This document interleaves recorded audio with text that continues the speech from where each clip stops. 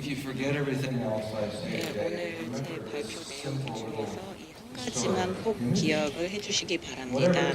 굉장히 중요한 이미지입니다. 미래의 기술이 어떻게 변화하든 간에 더 의식적인 기술이 된다라는 것입니다. 벽이 대화를 할 것입니다. 작년에 너가 이 얘기를 했으니까 오늘은 이 얘기를 해라. 셔츠를 벗어놓고 호텔에 걸어놔라. 이런 식으로 벽이 대화를 하게 됩니다. 사물이 의식을 갖게 됩니다. 그리고 이것이 기술을 통해서 의식이 증진하는 것입니다.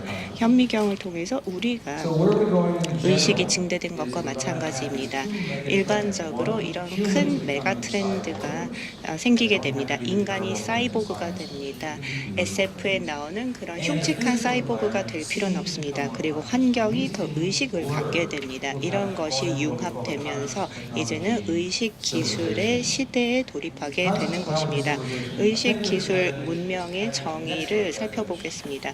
여러 정의 네트워크가 있습니다. 이 6개가 단독으로 존재하는 것이 아니라 이것이 상호 의존적으로 정의를 꾸리는데요. 인체와 기술이 융합되는 것, 그리고 모든 것에서 지능형 컴퓨터 프로그래밍이 심어지는 것, 그리고 기술 진보와 의식의 성장 간의 역동적인 관계, 그리고 신비주의자들의 세계관과 그리고 기술자들의 이 세계를 정의하는 그런 세계관이 서로 융합되는 과정입니다. 그리고 또 여러 사물을 살펴보는 그런 시각과도 관련이 있습니다.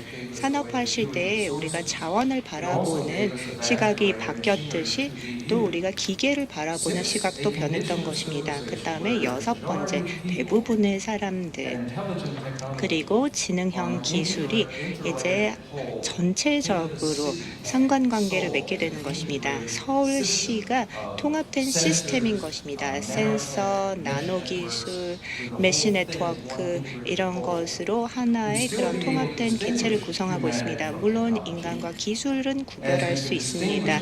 왜냐하면 장미꽃에서 색깔은 구분할 수 있기 때문입니다. 하지만 인류로부터 기술을 분리시킬 수는 없습니다. 이 장미꽃에서 빨간색을 우리가 분리해낼 수 없는 것처럼요. 미래학자들이 이렇게 차트 만들기를 좋아합니다. 제가 만든 이 표인데요. 맨 밑에 보시기 바랍니다. 의식 기술에서 이 상품이 연계가 됩니다. 아직까지 연결되지 않은 것들을 살펴보면 이 나머지 것들을 연결시키기 위한 활동들이 생기게 됩니다. 그리고 권력을 봤을 때 예전에는 종교였고 그 다음에 국가가 생겼습니다. 종교가 아직 있지만 국가가 대체하게 됐고 이제 나폴레옹식의 그런 국가가 생겼습니다. 프랑스에서 나폴레옹이 종교 지도자들의 머리에서 왕관을 뺏어서 자기가 황제가 된 것이었습니다. 그런데 이제는 국가보다도 이제 신흥 세력을 기업들이 가지게 되었고 그리고 기업보다 더 이제 개인들이 힘을 갖게 될 것입니다. 지금 그 과정이 있습니다. 예전에 부의 원천을 보면 토지였고 자본 그리고 접근성이었습니다. 하지만 내가 더 접근성이 많고 토지가 더 많다면 더 부유해지는 것입니다. 이런 생산 요소가 아직은 있습니다. 하지만 의식 기술에서는 이 존재, 의식이 더 부의 원천이 되는 것입니다. 이런 모든 것을 갖고 있는데 지루하다 그럼 살아있는 게 아닙니다. 그 다음에 장소를 보면 이 토지, 공장, 사무실 이런 게 됩니다. 그 나중에 손자, 손녀가 할아버지 혹시 정말 하나의 현실 세계에서만 사셨어요? 너무 지루하지 않았어요? 라는 질문을 할 수도 있습니다. 1차원적인 세계에 사는 것이 괜찮았을 수도 있지만 나중에는 이 미래가 훨씬 더 복잡다단해질 수도 있습니다. 대한민국의 서울시가 우리가 살고 있는 도시인데 미래에는 훨씬 더 복잡해질 수 있습니다. 그래서 우리의 손자가 살고 있는 서울시는 훨씬 더 복잡해질 수 있습니다. 3가지 인공지능 AI에 대해서 말씀을 꼭 드리고 싶습니다. 우리가 AI에 대해서 대화를 나누는 것이 상당히 오도의 여지가 많기 때문입니다. 지금 현재 우리가 가지고 있는 AI는 협의의 AI입니다. 알파고가 자율주행을 할 수는 없습니다. 인공지능 중에 자율주행이 가능한 AI는 바둑을 둘 수 없습니다. 이런 것이 협의의 AI입니다. 머신러닝으로 더 빨리 배울 수 있습니다. 더 잘 배울 수 있습니다. 하지만 여전히 협의의 개념 안에 갇혀 있습니다. 그 다음에 일반 AI가 있습니다. 지금 현재 민간 부문과 군사 부문이 나눠져 있습니다. 그런데 일반 AI는 상황별로 적응력이 있습니다. IoT를 통해서 그리고 클라우드를 통해서 지식을 얻을 수 있습니다. 이 협의의 AI를 통해서 코딩을 새로 짜고 또 전 세계적으로 계속 복제해 나갈 수가 있습니다. 이거는 협의의 AI가 아닌 거죠. 그 팩스 기기와 인터넷을 비교하는 차원입니다. 다 정보사회의 사물이지만 팩스보다 인터넷이 훨씬 더 첨단이죠. 그래서 협의의 AI와 일반 AI는 다릅니다. 이 일반 AI가 지금 보이기는 합니다. 경제에 미치는 영향이 더욱더 이 협의 AI보다는 큽니다. 그 다음에 슈퍼 AI를 보겠습니다. 만약에 이게 달성이 된다면 일반 AI가 자기의 목표를 설정할 수 있다면 자기의 목표의식을 가질 수 있게 된다면요. 엑스마키나라는 영화를 보셨을 겁니다.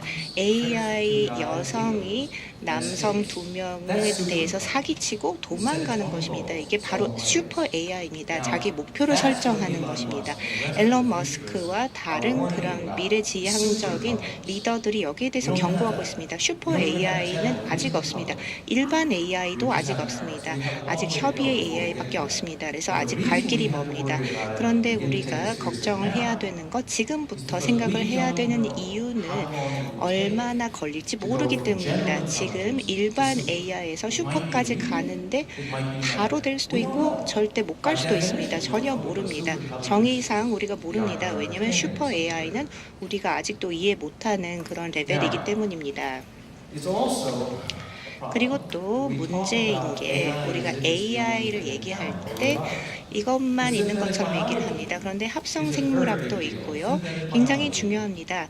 합성 생물학은 이게 유전공학이면서 CRISPR-9이 아닙니다. CRISPR-9으로 유전자를 조작을 하지만 그래도 여전히 똑같은 종입니다. 그래서 장미꽃이 밤에 발광을 하지만 여전히 장미꽃입니다. 그런데 이 합성 생물학은 그게 아닙니다. 컴퓨터 앞에 앉아서 이 새로운 종에게 어떤 기능을 부여할까를 연구하고 그 다음에 게놈 베이스에 들어가서 DNA 중에 뭐 그런 해초나 아니면 인간이나 아니면 나무의 그런 DNA를 조합해서 전혀 존재하지 않았던 그런 유전자 조합을 만드는 것입니다. 그게 바로 합성 생물학인 것입니다. 새로운 삶의 형태를 만들어내는 것입니다. 자연이 못하는 것을 우리 인간이 얼마나 할 수 있을까요? 여전히 우리에게 큰 그런 발명의 여지가 있는 것입니다. 우리 고용에도 영향을 미칠 것입니다. 그 다음에 연산과학으로 기초과학의 속도를 높일 것입니다. 지금도 여전히 기초과학, 관찰, 가설, 연구실, 실험 이런 것에 의존하고 있습니다. 출판물 그리고 다른 연구 복제 이런 것의 속도는 더딥니다. 그런데 연산과학이 생기면 컴퓨터 시뮬레이션으로 훨씬 빨리 돌릴 수 있습니다. 그리고 원한다면 다른 사람들이 사용하지 않는 그런 컴퓨터 공간을 사용해서 슈퍼컴퓨터를 저비용으로 쓸 수 있게 됩니다. 그렇게 되면 기본적인 그런 지식 풀이 더 빨리 생기게 되는 것입니다. 그 다음에 나노 기술 두 가지 유형이 있습니다. 빅머신으로 작은 것들을 만들고 있습니다. 아직은 작은 것들이 큰 거를 못 만들고 있습니다. 그 식물 같은 경우엔 우리가 그걸 만들지는 못하고 있습니다. 그 다음에 IoT, 퀀텀 컴퓨팅을 보면요. 사람들은 한 10년, 20년 만에 생길 거라고 생각을 합니다. 하지만 10년, 20년 안에 일반 AI가 생길 것이고, 그래서 일반 AI와 퀀텀 컴퓨팅은 서로 상호 보완적인 관계를 갖게 되면 큰 영향을 미칠 것입니다. 그 다음에 텔레커뮤니케이션, 텔레프레젠스, 증강현실, 우리 자신을 증강시킬 수도 있을 것입니다. 제가 안경을 쓰면서 저의 시력을 보강하면서요. 그리고 또 제가 안경을 안 끼고는 운전을 못합니다. 그러면 이 지능으로 우리 자신을 증강시킬 수 있을까요? 그래서 우리가 천재가 될 수 있을까요? 제가 안경을 쓰면서 시력이 확보되는 것처럼 우리 지능을 증강시킬 수 있을 거예요. 컬렉티브 인텔리전스, 블록체인, 3D, 4D 프린팅, 드론, 자율주행 자동차, 여기 그리고 이런 개별 기술들의 시너지가 발휘되는 것을 사람들이 간구하고 있습니다. 이 기술 하나하나가 중요한 게 아닙니다. 미래는 우리가 예측하는 그런 기술 역량이 단독으로 존재하는 것이 아니라 이 기술 간의 시너지입니다. 미래의 비디오 카메라를 생각을 했을 때 아무도 이 스마트폰을 생각하지 못했을 것입니다. 우리 시너지가 이런 컨택트 렌즈에 들어갈 수도 있습니다. 그래서 걸어 다니면서 블록체인, 스마트 컴퓨팅, 그리고 계약, 협상을 다 할 수 있습니다. 그래서 길 끝에 가면 모든 업무가 다 끝날 수도 있습니다. 핸즈프리로요. 아니면 이렇게 멋진 그런 서클 렌즈도 생길 수도 있습니다. 루빅스 큐브라고 생각하시면 됩니다. 여러 다양한 기능을 믹스앤 매치하는 것입니다. 아니면 매트릭스 조직으로도 생각할 수 있습니다. 한편으로 이제 X축으로는 우리 업계의 중요한 그런 기술을 리스트하는 것입니다. 그리고 또 X축에 그랬다면 Y축으로 이제 나열하는 것입니다. 이런 것들이 진공 상태에서 단독으로 존재하진 않습니다. 이렇게 생각하면 됩니다. 합성 생물학이 생겨나면 나노 기술은 어떻게 될 것인가, 이 기술들의 관계를 보는 것입니다. 한국에 계신 그 어느 분들 중에 이런 엑서사이즈를 하셔서 새로운 아이디어가 생기지 않는다면 제가 저녁 한 끼 꼭 대접하겠습니다. 이렇게 한번 해보세요. 그러면 새로운 아이디어가 나올 것입니다. 새로운 경제학의 이 필수성, 부가 증가하고 있고요. 그리고 또 이 부가 집중되는 것을 막을 수 있는 제안을 아직 제가 못 들었습니다. 소득 격차가 늘어나고 있고 고용 없는 성장이 뉴 노멀이 되고 있습니다. 자본과 기술에 대한 ROI가 노동에 대한 그 수익률보다 더 높고요. 그리고 인간의 노동력을 미래 기술이 대체할 수 있습니다. 그리고 장기적인 구조적 실업이 앞으로 대세가 될 것입니다. 여기에 대해서 어떻게 해야 될까요? 모든 사람들의 연구를 읽어봐야 할 것입니다. 제가 연구를 많이 읽어봤지만 그 어느 보고서에도 합성생물학은 없었습니다. 합성생물학은 이 증기기관보다도 더 큰 변화를 가져올 수도 있습니다. 그리고 한 국가, 한 산업만을 보는 경우가 있는데요. 만약에 한국이 모든 것을 제대로 하고 또 다른 국가들이 제대로 하지 못한다면 여러분들은 결국에는 이주의 문제에 맞닥뜨리게 될 것입니다. 글로벌한 이슈이고 여러 문화를 포괄하는 이슈입니다. 인류로서 우리가 함께 고민을 해야 하는 것이죠. 그래서 우리는 시나리오를 좀 생각을 해봤습니다. 네, 박 박사님, 우리 한국에서 이제 워크숍을 개최를 하고 계시고요. 저희 조직을 한국에서 담당하고 계신데요. 저희는 이러한 현안들을 다룰 때 인류 전체를 생각하면서 다루고 있습니다. 왜냐하면 일부의 사람들, 이러한 주제를 생각하는 사람들에 국한된 것이 아니라 철학, 문화, 또 국가의 자부심, 이런 여러 가지가 다 얽혀 있는 이슈들이죠. 그래서 저희가 세 가지 시나리오를 생각을 해봤는데요. 첫 번째 시나리오, 향후에 저희가 자료를 배포를 하도록 하겠습니다. 첫 번째 시나리오에서는 세계가 더 복잡해진다는 것이죠. 이것은 직관적으로 우리가 생각해 볼 수가 있는 것이죠. 그래서 우리가 어리석은 결정을 내릴 수도 있고 그로 인해서 세계가 더 복잡해지고 문제가 불거집니다. 그래서 이런 복잡한 세계 속에서의 시나리오가 있고요. 두 번째 시나리오 우리가 생각한 것은 정치 경제적인 동요가 있는 그런 시나리오입니다. 그래서 미래의 절망이 있는 상황입니다. 그래서 너무 또 비관적인 사람들께서는 시나리오 3을 한번 생각해 보시면 좋겠습니다. 시나리오 3은 조금 더 낙관적입니다. 그래서 이러한 세 가지 시나리오 하에서의 여러 가지 추정들을 저희가 탐색을 해봤습니다. 이러한 시나리오 하에서 비공식 부문에 있는 사람들, 비공식 경제 부문에 있는 사람들이 어떻게 될 것인가 뭐 등등을 살펴봤습니다.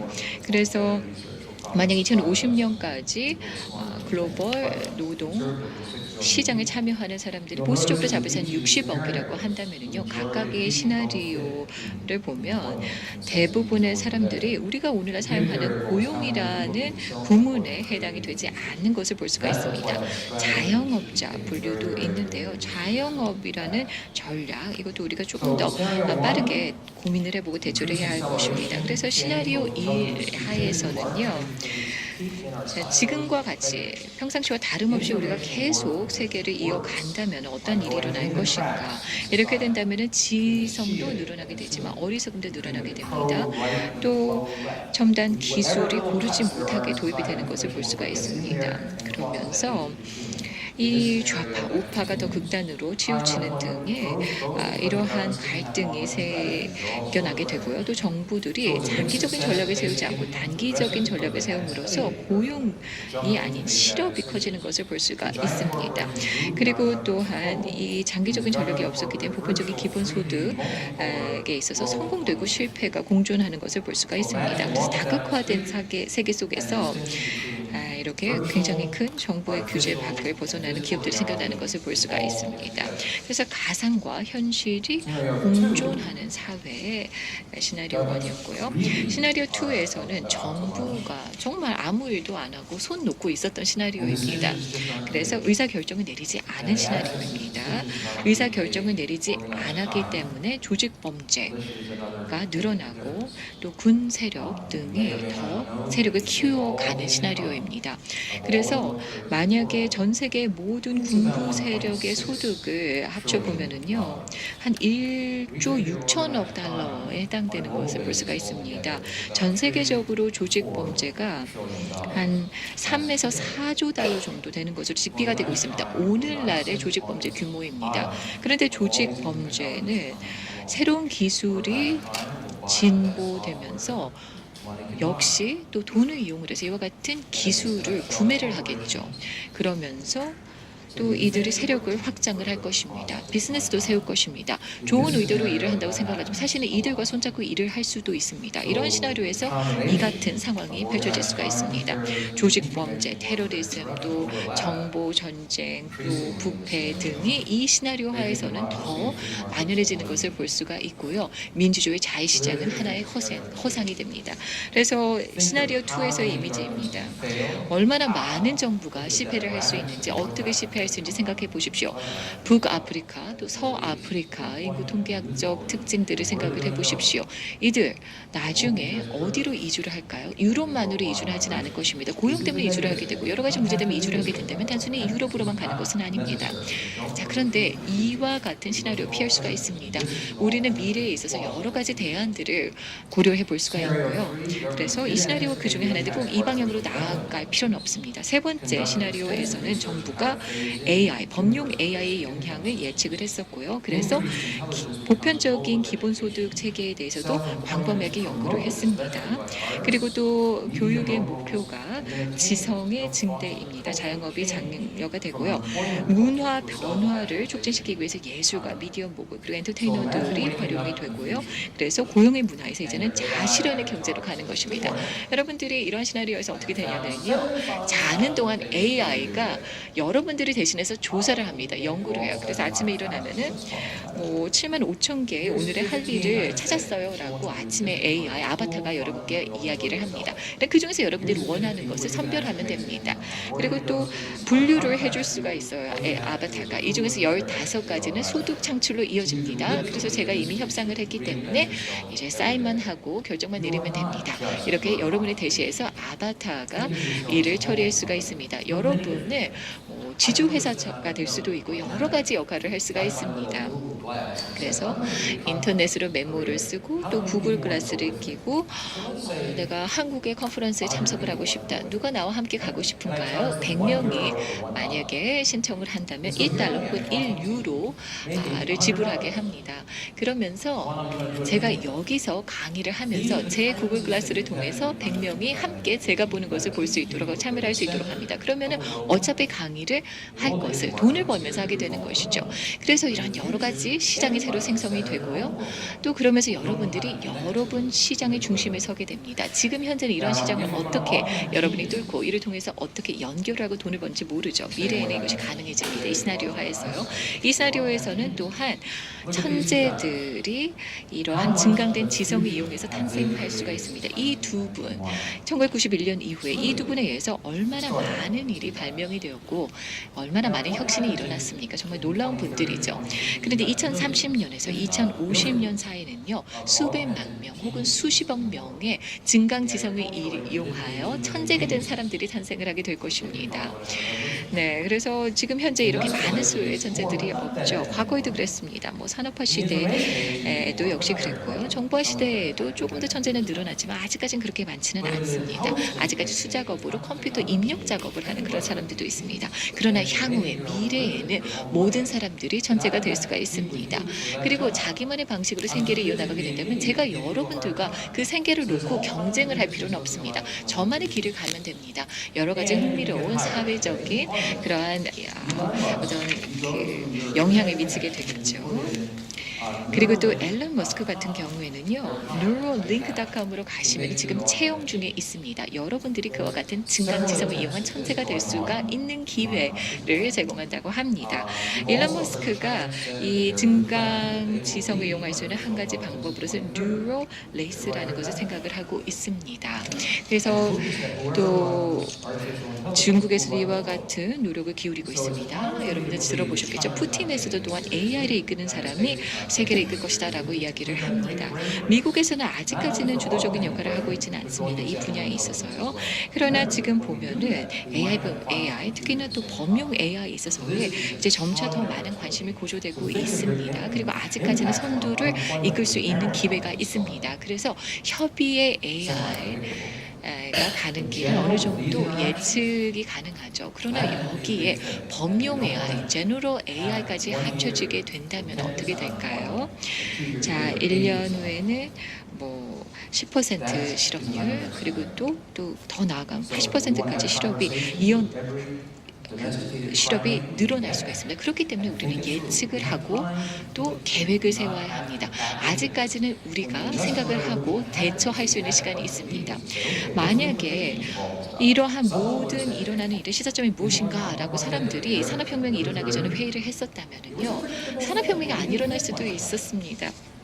그리고 이로 인해서 즉 예측을 하고 또 계획을 하지 않음으로써 산업혁명이 일어나서 오히려 좋은 점도 있었지만 지금 오늘날에는요 우리가 예측을 하면서 더 나은 결과를 낳을 수도 있습니다. 산업혁명 만약 예측을 하고 계획을 세웠다면 또 다른 방식의 또 다른 유형의 길로 산업혁명이 일어날 수가 있겠는데요. 지금 현재 제가 보기에는 미래에는 우리가 조금 더 예측을 하고 또 계획을 수립을 하면서 준비를 해야 할 것이라고 생각을 합니다.